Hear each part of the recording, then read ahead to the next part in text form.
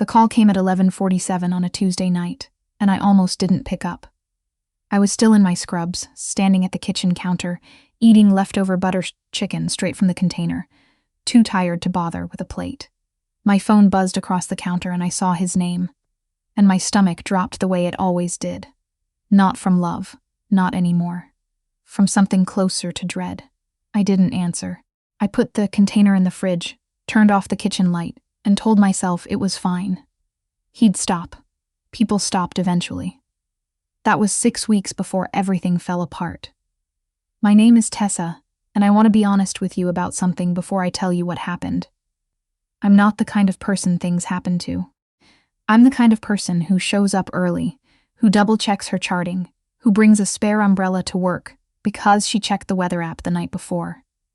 I grew up in Sudbury, Ontario, the middle of 3 daughters, and my mother raised us to be practical above everything else. Don't wait for someone to rescue you, she used to say. Figure out how to rescue yourself. I believed that. I still believe it. But there are situations that practical people don't plan for. Situations where the threat doesn't announce itself clearly, doesn't show up at your door in a way that makes it easy to call the police and say, "This is the thing I am afraid of." Sometimes the threat is a series of small things, a text message, a voicemail, a car you recognize parked on a street where it has no reason to be. I worked the overnight shift at a private medical clinic in downtown Ottawa. One of those places with marble floors and a receptionist who said, "Welcome back," to every patient by name. The kind of clinic where Bay Street lawyers came in to have their blood pressure checked and felt good about paying out of pocket for the privilege. I was a registered nurse. I'd been there for almost 3 years. I liked the work, I liked my colleagues, and I especially liked that the building had underground parking, a security desk, and a card access elevator. It felt safe. That feeling, I would learn, was not the same as being safe.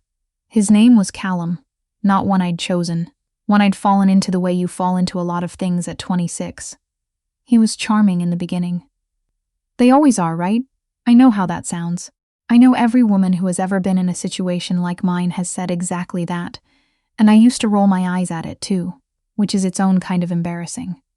He was funny and attentive, and he remembered small things, the kind of things that make you feel seen. What kind of tea I liked. The name of my childhood dog. We dated for 2 years. We moved in together after 8 months, which in retrospect was too fast, but at the time felt like certainty. We broke up 7 months ago. I moved out on a Thursday while he was at work, and I genuinely thought, that was the hard part. I thought the hard part was already done. The calls started 3 weeks later, not constant at first. Twice a week, then 4 times, then every other night. Long voicemails that started calm and spiraled. He missed me. He just wanted to talk. I needed to understand how much I'd hurt him by leaving the way I did. Didn't I owe him an explanation? Didn't I owe him that much, after everything? I saved every voicemail. I don't know why I did that. Some part of me knew. I blocked his number and he called from a new one. I blocked that one and he emailed. I changed my email and he found me on LinkedIn and sent a connection request with a note that said just, "I see you're doing well." 3 words. Nothing threatening on paper.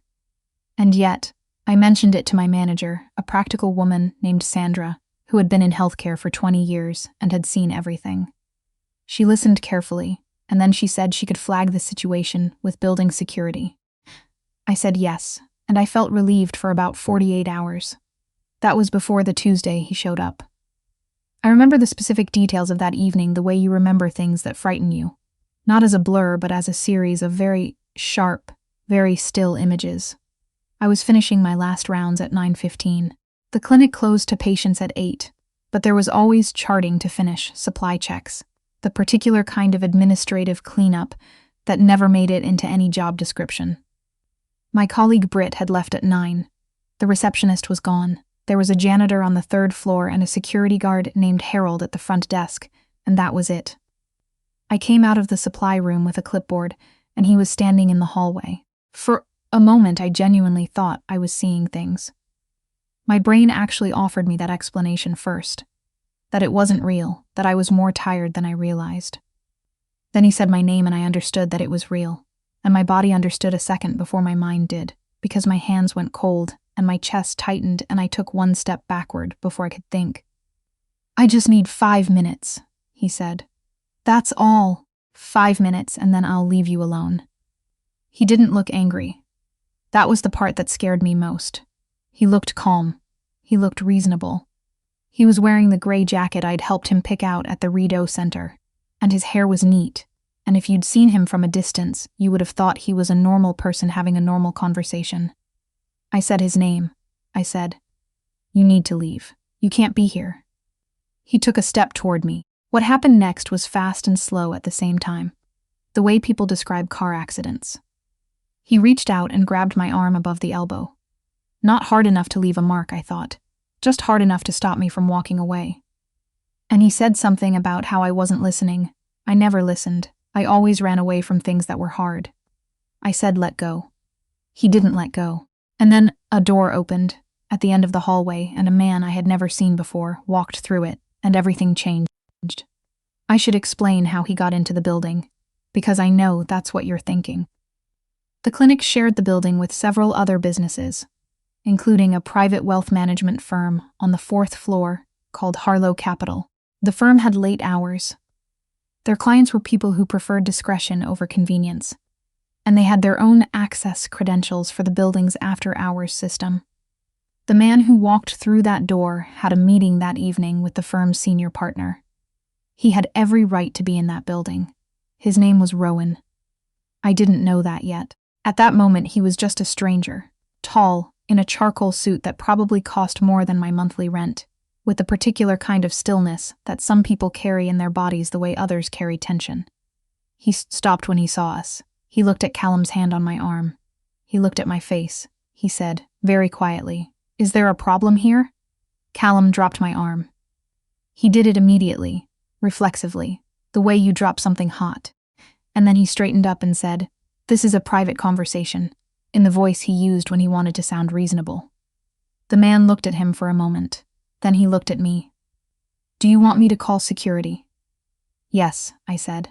My voice came out steadier than I expected. "Please." Callum left before Harold arrived. Of course he did. He walked out quickly, calmly, like a man who had somewhere else to be. Harold took my statement. The police came and took another one. I sat in the break room with a cup of tea that went cold, and I answered every question.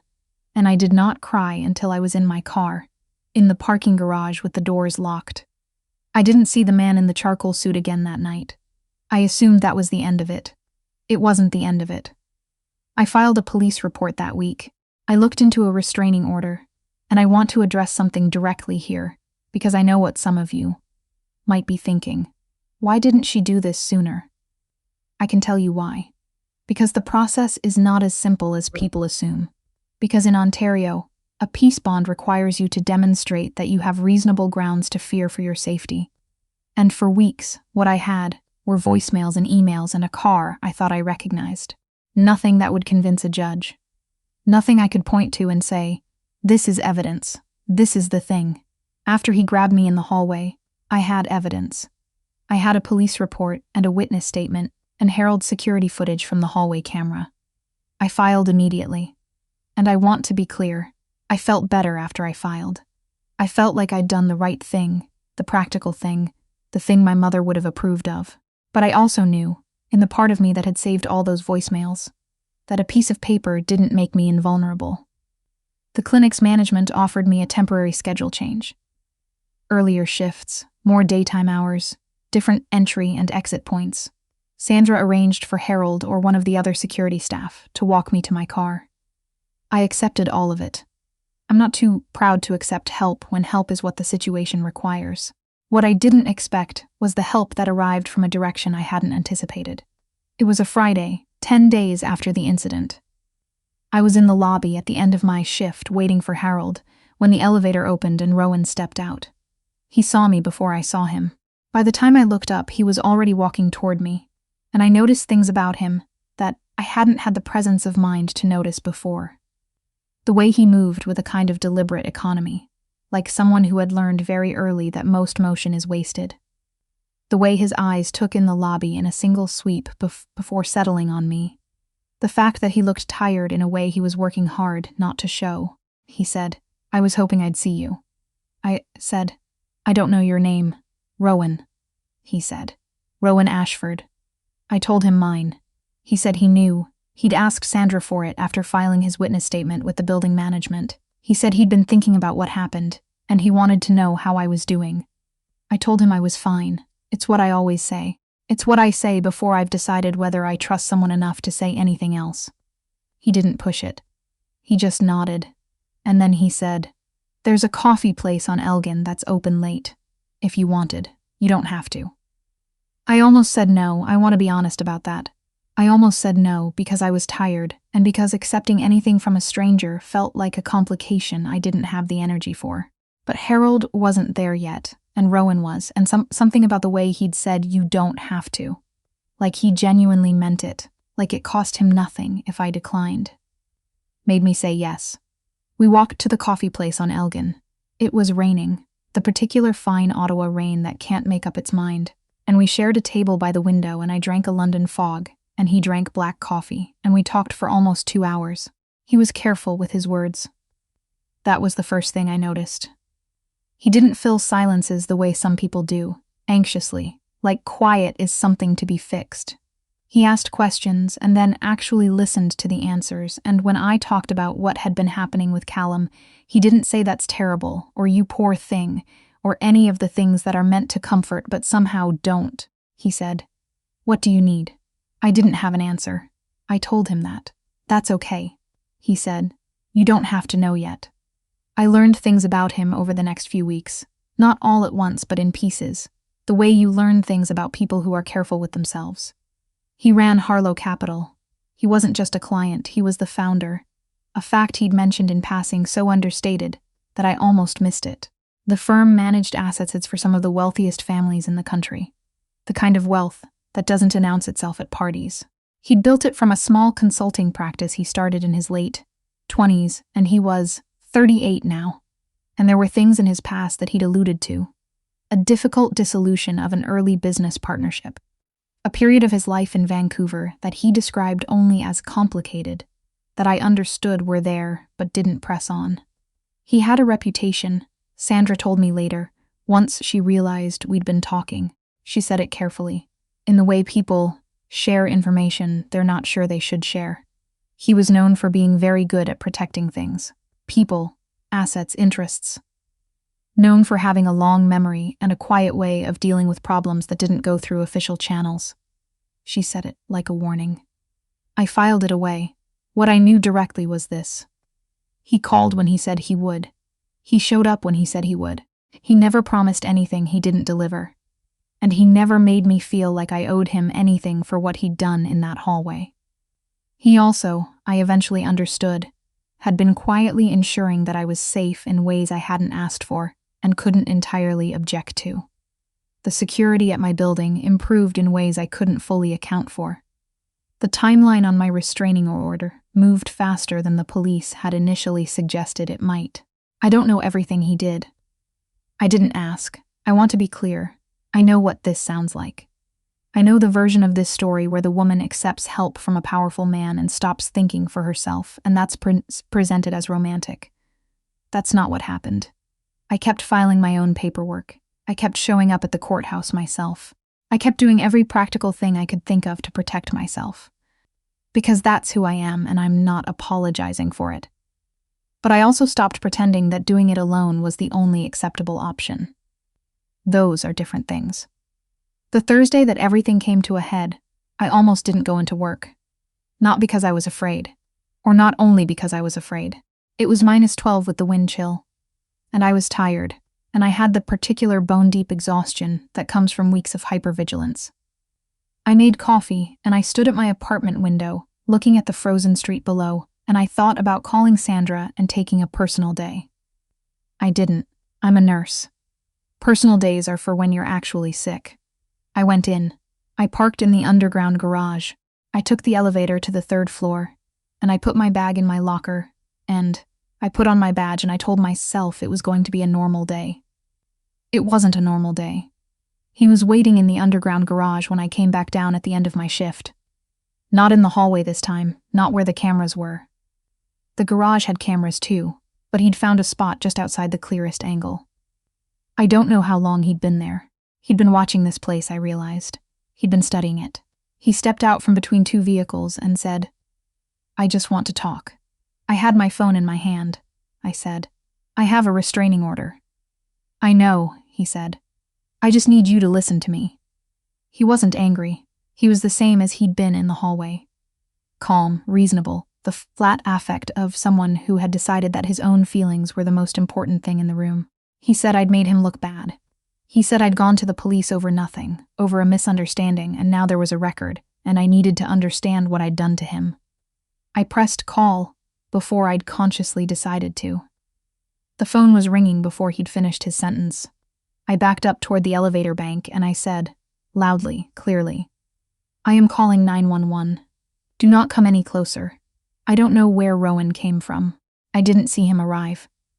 One moment there was the sound of my own heartbeat, and Callum's voice and the phone ringing in my ear, and then Rowan was there, standing between us, and his voice was so quiet and so completely steady that I almost couldn't hear what he said.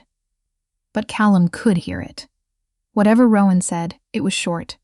It was 3 sentences, maybe 4, and I couldn't make out most of it. What I could hear was my ex's breathing change. This sharp intake, like cold water, and then he took 1 step back, and then another, and then the sound of his footsteps going away toward the garage entrance, faster than walking. The police arrived 4 minutes later. Callum was gone by then, but there was footage, and there was Rowan's testimony, and there was mine, and this time the violation of the restraining order was unambiguous. They found him that evening. I sat on the concrete barrier by the elevator, and I put my head in my hands and I breathed. Rowan sat beside me, not close, not presuming anything. He was quiet for a long time, and I was grateful for it, and eventually I said, "What did you say to him?" He thought about it for a moment. I told him what the consequences would be, specifically, in terms he could follow. "What consequences?" He looked at me. "The ones that were already in motion. I've known people like him. They respond to specifics more than to abstractions." I thought about that. I thought about the weeks of paperwork, the phone calls, the careful documentation, the way I'd done everything right, and he'd still found a way to keep going. And I thought about the look on his face when Rowan had stepped between us. "You've been watching this place," I said. It wasn't an accusation exactly, more of an observation. "Yes," he said. He didn't apologize for it, and I found that I didn't want him to. An apology would have been a kind of performance. What he'd done was real. "I could have handled it," I said. "I know," he said. "You were handling it." I looked at him. "But," he was quiet for a moment. "There's no but. You were handling it. I just didn't want you to have to handle it alone." That is the sentence I keep coming back to, even now. Not "I wanted to protect you," not "you needed me." He never would have said either of those things, which is part of why I trusted him. Just, "I didn't want you to have to handle it alone." I've thought about what that means. I've thought about the difference between someone who takes over and someone who stands beside you. And I think it's one of the most important distinctions there is. My mother raised me to rescue myself. I still believe that. But I've stopped believing that accepting a steady presence beside you is the opposite of rescuing yourself. It's been 4 months now. The peace bond was upheld. There were conditions attached. No contact, no proximity, mandatory counseling. I don't know what will happen after the term expires, and I try not to borrow trouble from the future. That's what my grandmother used to say. Don't borrow trouble from the future. It's expensive, and the exchange rate is terrible. I'm back on my regular shifts. I still park underground. I still take the elevator. Still have my phone in my hand in the garage. Still do all the practical things. And I'll probably do them for a long time, because that's just who I am. And there's no version of this story where I stop being a person who checks the weather app before she goes to bed. But something has shifted in me. Something small and significant at once. Rowan and I have dinner most Friday nights now, usually somewhere quiet, somewhere with good food and windows and enough noise that silences don't feel charged. We talk about things that have nothing to do with what happened. His work, my work, books we've both read, the particular absurdity of Ottawa in February. Sometimes we talk about the things that are harder to say, and we do that carefully, both of us. in the way of people who have learned that careful isn't the same as cold. I haven't told him I love him yet. I will when it feels true to say it, and not before. I'm not the kind of person who performs emotions I haven't finished feeling, but I know this. The loneliest moment of the past year wasn't in that parking garage, and it wasn't in the break room with the cold tea. It was all those Tuesday nights before any of it happened, standing in my kitchen eating leftovers alone, telling myself I was fine when I didn't entirely mean it. I don't feel that particular loneliness anymore. I'm not sure I have the right words for what I feel instead. Something like seen. Something like steadied. Something like waking up on a morning in late March when the light comes through the window at a different angle and you realize, without quite meaning to, that the long part of winter is finally behind you. I didn't expect to find that. I wasn't looking for it, but here it is anyway, which might be the most honest ending I can give you. I was handling it alone, and then I wasn't alone anymore, and it turns out those are not two versions of the same story. They are two completely different stories, and I am glad. Every ordinary, practical, double-checking, umbrella-carrying part of me is glad that I ended up in the second one.